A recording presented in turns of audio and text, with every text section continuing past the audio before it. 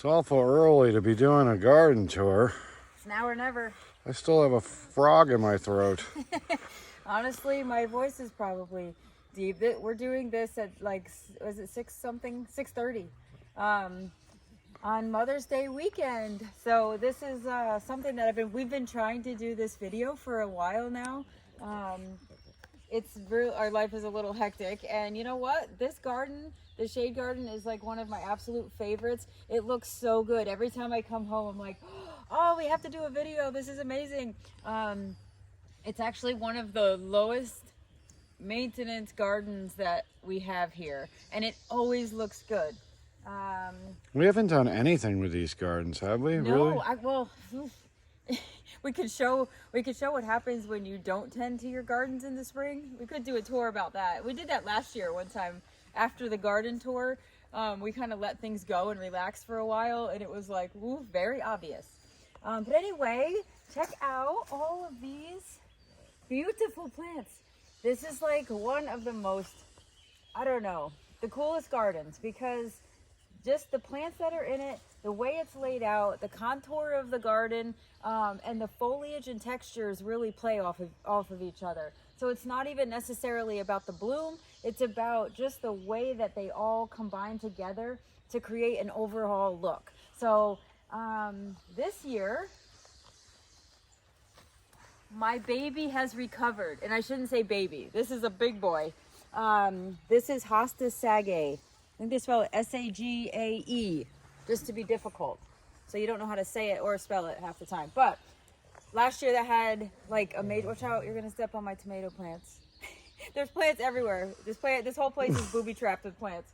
But anyway, that had a problem last year, but this year it is gonna be a monster. I'm so excited about this one. And this is an old traditional hosta. It was like one of the first hostas I put in. I think I got this as a division from somebody. They're like, oh, this is the best hosta. Okay. And it just went by the rock. It was this tiny little guy, and now it is just like 10 years later, it's just amazing. And it had a little mishap last year, but boy, it is recovering amazingly. So what else do we have? We have a little brunnera in bloom. These are the sweetest little blue flowers. Look at them. They're like little forget-me-not flowers. If you know what the forget-me-nots look like, very similar to those.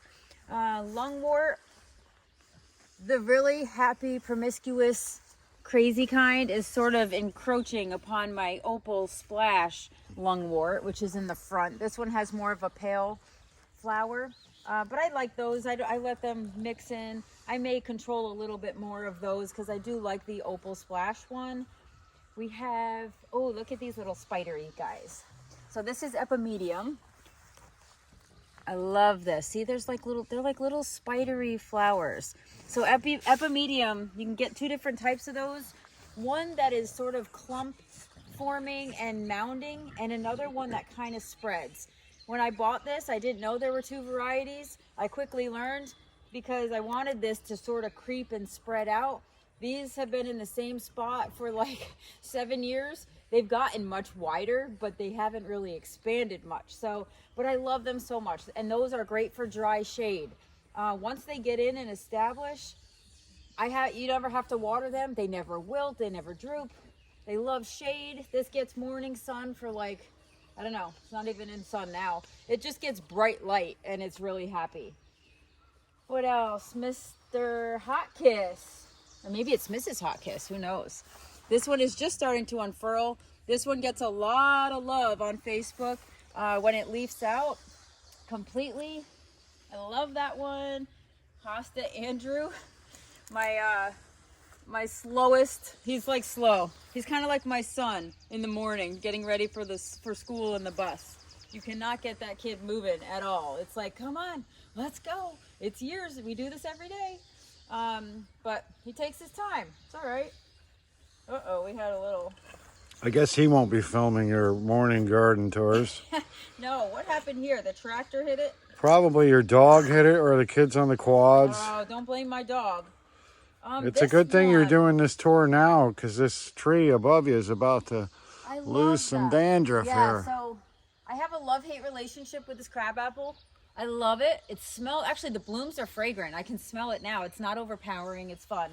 but then all the petals fall and they get in my hosta leaves, and I'm out here like a crazy woman taking a hose and trying to get them off the leaves because they'll stick and dry on there, and then it affects the look of my hostas. But for now, when they're on the trees, we're happy. What else? This one is another favorite. Oh, I can't forget this. These are the Japanese painted ferns. Great texture plant. And then next to it is this one. This one is Hosta Eros. I had him over there, but I think he got crowded out. But look at this. I mean, this is like a very unique hosta. These are the only hostas I buy now, are the ones that kind of really stand out because I have so many of the older ones. What else? Another good shade plant. Look at this. Hoconi grass. This is just, I don't know. It's kind of hard to find sometimes. It's a little pricey, but once it takes off, man, you can divide this stuff up and move it to different sections, as I've done many times. And it's just beautiful. That is the #1 texture plant that you can have in your shade garden. What else do we have? Mr. Goldleaf Bleeding Heart. I mean, how can you not love this? We did a little reel on that, the little, the bleeding heart. the video that kind of sounded like all my plants were in a morgue of some sort. But look at this, same traditional flowers, beautiful, and we have little seedlings. This is one tip in the spring. If you can't spend like $1 million on plants to create a shade garden, look around your existing gardens, because you'll find hidden treasures. I'm gonna make you go on a safari. Under here, look at this. We have little babies. See them? They don't like to be moved until they're a little bigger, so we have to leave them there. Maybe you should give them some coffee. Get them going. Oh yeah, I'm sure that'll do great. But yeah, so you can look around your garden, get little babies. I'll show you more babies when we do another tour around the patio. I always get little babies in the rocks, and they're perennials, not weeds. I mean, I get weeds too, but I'm always on like this little hunt for baby plants, because you can fill in where you have little gaps with the babies. Hey! Excuse me, dogs. Behave yourself. I wish I had that much energy. Every time you turn the camera on, they're like, wait a minute. I know. Random sticks that fall. All right, so anyway, look at this big guy. Oh, hello, toads. Oh, the little baby toads. They're so cute. Oh, lots of weeds. I got to get in here. There actually, I say this is lots of weeds. This is not lots of weeds. This is actually somewhat managed, and we haven't done much to it. But I'll take this any day. This is a beautiful big blue hosta that has corrugation. It doesn't start off with corrugation when it's younger, but as it grows and matures, it gets lots of good corrugation in the leaves. And the corrugation is like this sort of bumpy, I don't know, just wacky texture. I love that look on hostas. It's great. Anyway, St. Elmo's Fire, nice big bright pop. We have orange marmalade right here. We have hosta sting right there. There's a ton. I'm actually losing my memory with all the names. Isn't that terrible? We have little babies, like dragon tails. See these little guys? Look at this. These are hostas. This is about as big as they get. Trying to fill in some gaps there. And I did divide him up. I have little sections over there, so every year you can kind of take them apart. They're so small, but they're cute. Oh, okay, so look, my streaker. My streaker is still streaking. This is exciting. Ooh, look at him. What is that? He is, oh, I forget the name of what he is, but he's actually really good. I think he's a composter in the garden. He like breaks stuff down, but if you pick them up, they can emit like this poisonous bleh when they get scared. So don't pick them up, but those are good things to have in your garden, and they curl up really cool when you do pick them up with gloves. Anyway, hosta gray ghost. This looks like a hosta that would never make it, this one, because it has, it's kind of yellow, but that shapes up and it turns into this like grayish green color over time. So in the spring, it comes out like a ghost and kind of cool, and then it like fades and goes back to the normal green. What else do we have? What else looks interesting? The Astilbe, oh my God, the big hostas, that's a division. That one is a division of that big boy over there. So that's kind of fun. And I love all you two. I love all you two. Okay, bronze peacock. You gotta come over. Whoa, God! Don't you step on any I hostas. just twisted my ankle to avoid stepping That's on a okay. plant. I prefer that. Yes. This right here, this is the bronze peacock. And actually, for once, it has the bronze foliage coming out in the spring. I'm very excited about that. It's a pretty plain peacock. Oh no, this is gorgeous. So this has not flowered since I bought it in flower. But I think it gets a little less sun than maybe it wants, but they do like a little moisture. So this is kind of a dry shade garden, but it's getting established. This is year number 3. This will be the 3rd spring I think I've had it. So we'll see what happens, because that has a lot of stems coming up. This is what happens when you don't clean out your hydrangeas. I have to cut that back and clean that up. But look, it just comes. It doesn't really care. Well, yeah, but when you pull it out, there's other leaves in there that do care probably, and they're probably white because they haven't had the sun. So if you don't cut that back, will them branches eventually just die off, or? No, they'll stay there.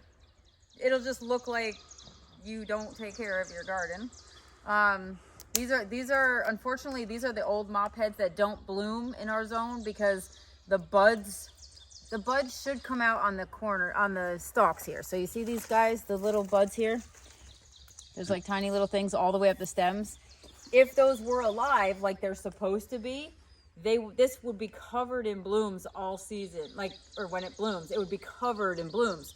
But in New York, the buds dry out and they die. They'll like start to, emerge in the spring, and then all of a sudden we'll get a cold snap and we'll go back down to 20, and then they'll die. So they're not reliable bloomers here, but the foliage does well and it does come back. So we tolerate it. It's pretty enough. I'm gonna spin around this way. Yes. Oh, look it. Look. This is a tree peony. Don't you step on anything. I'm doing great. It hasn't opened. This is going to open today because the sun's not on it now, so it's not open. This has dark burgundy raspberry flares in the center. Oh, it smells so good. Do you want to smell it? No, we're yes, good. you do. Stick your nose in there. We're good. I can't get my nose in there without extending my back. It smells so good. Tree peonies actually have really decent fragrance. Don't you step on anything. Well, get out of there. Didn't you just get hollered at for being in the garden? Yes, I did. What else? This is just filled with the false indigo, baptisia. It's got a weigelia in here. It's got some iris.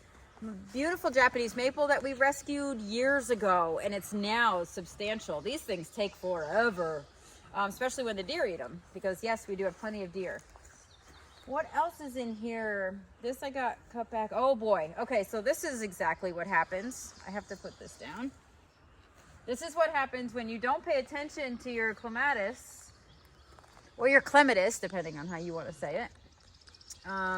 Yeah, I have to untangle this. So now this is wrapped in the shrub branches. I'm not going to bore you doing that on film, but this should be wrapping around the birdhouse, and it's coming out here. So watch it. No.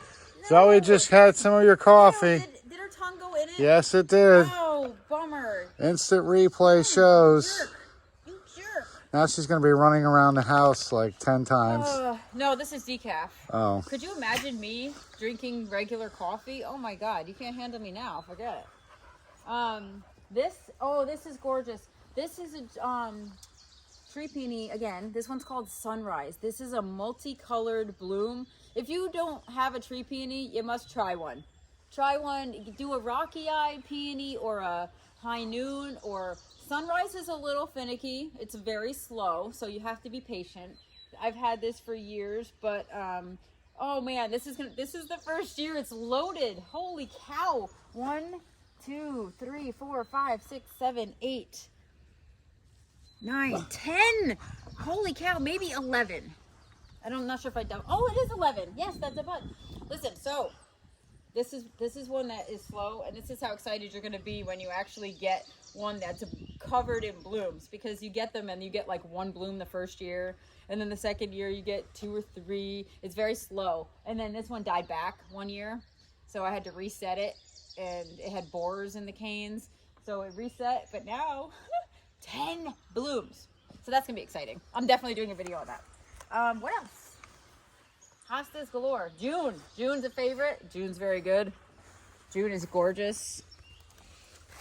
Starts off that blue. If this one's a little sunnier on this side, so it does fade a little bit, but we have more June in the other garden that keeps that nice blue. This is mixed with sedums. This tolerates a good amount of sun. This is the Japanese Hakone grass Aureola variety, and that actually, once it's established, tolerates a good amount of sun because that whole corner gets sun. Russian comfrey. This is the variegated Russian comfrey. It's sending up blooms right now. You can see these massive stalks right here. Those are going to have gorgeous little pink blooms soon. Once they're done blooming, we cut that all the way back and it will mound like a giant hosta. It's a gorgeous plant. Very hard to find though. What else? That's kind of it. How's that for a shade garden tour? I know, it's pretty weird. We just did a tour of this garden last video, like a week or two ago. Look how much it's kind of like bloomed. Did we? We have not done a video on this garden yet. Well, you were raking it out, so maybe it was a couple weeks ago. Oh, in the very beginning, yes. We have too much going on. Look at this. I want you to pan this way. I love the lime. The lime pop of this color in this garden. Man, if that doesn't move your eye and be amazing. I missed the plants in here that I think deserve some attention. Come down here. Look. You see this? This is ginger. This is an amazing, look at it, it's like flat lily pad leaf fish shape. It's very cool. I love that plant. I looked far and wide for that years ago and I found a little start and it did really well and I divided it and it didn't like that because I didn't water it well after I divided it. But then I found like a little clump that was left over and now I've left it and I love it. It deserves attention. It's a very cool sort of ground cover. It's a little tall for ground cover, but it does like sort of fill in some gaps and I just love it. I love this garden. I could sit in this garden. I know you've spent like 17 minutes talking about it. Well, you know what? Because I'm so excited. In the spring, oh my gosh. I mean, what do you have to do here? We have to mulch this, which usually we kind of do early and then I complain about the white flowers, but because we've been so busy, I'm going to let these flowers, because they're already out, fall, and then I'm going to mulch on top. I'm going to pull the fast one this year. But anyway, so we do have to fertilize this and mulch it. So I throw plant tone on here in the gaps, and then some years we do compost. I do have the compost. I'm not sure I have the ambition to get the compost on here this year, but that really does help enrich the soil every year. So you should. And then I have composted mulch that we do on top of that. So being we're so late and I haven't done either, I will probably just plant tone in between and then mulch. But I'll let you take some nice, gorgeous views of this, and yeah, let everybody else enjoy it.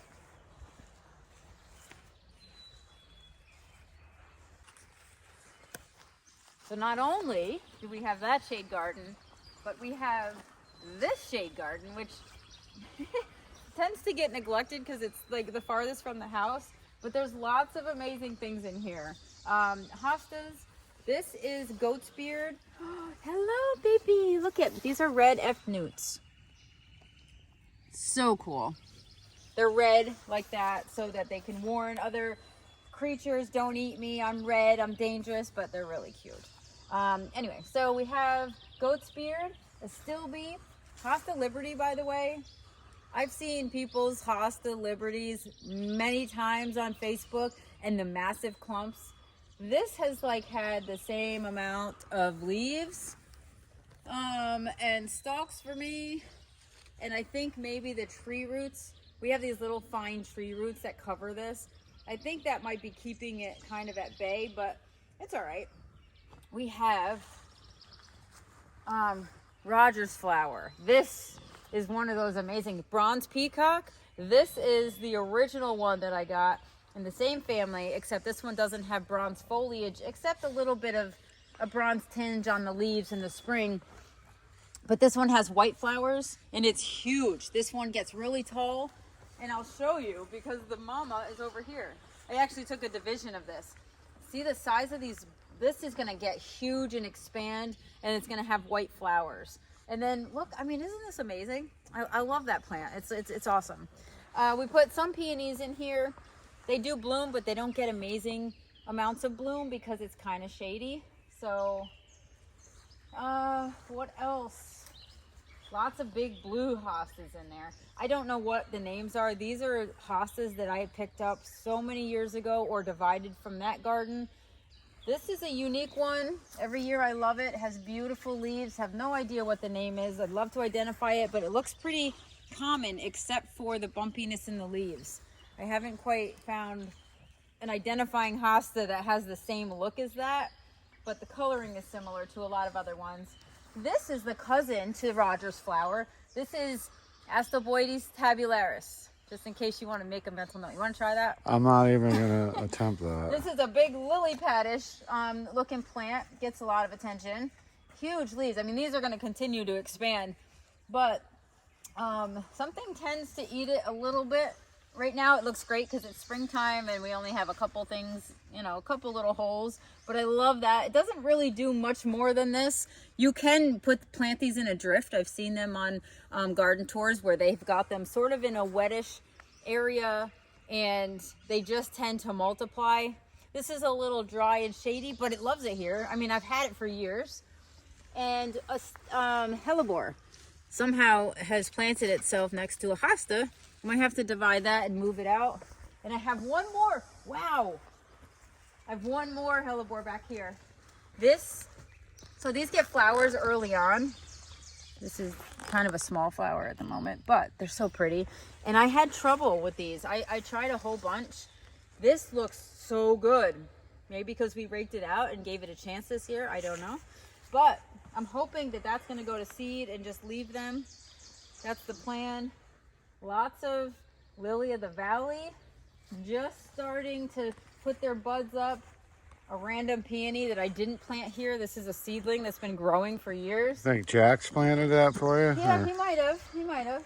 And then we have some random ferns that are just kind of taking over, which would be great because it would hide all the weeds up there.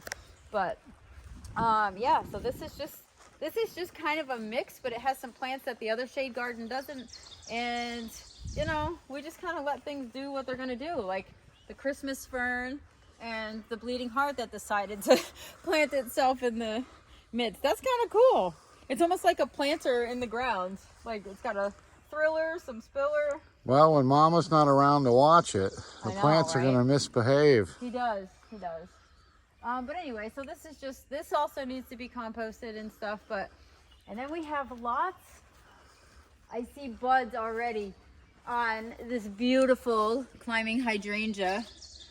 Oh, I love this. I can't ever imagine these stumps coming down, but this is so cool. I do love this hydrangea. What are you going to do when they do have to come down? I don't want to think about that. I don't know.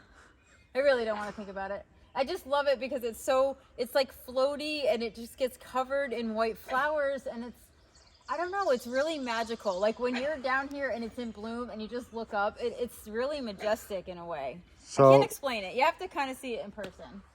But that's it. So that's it for the shade stuff.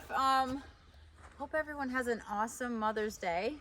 My kids brought me some balloons at the farmer's market last night, which was a fun experience.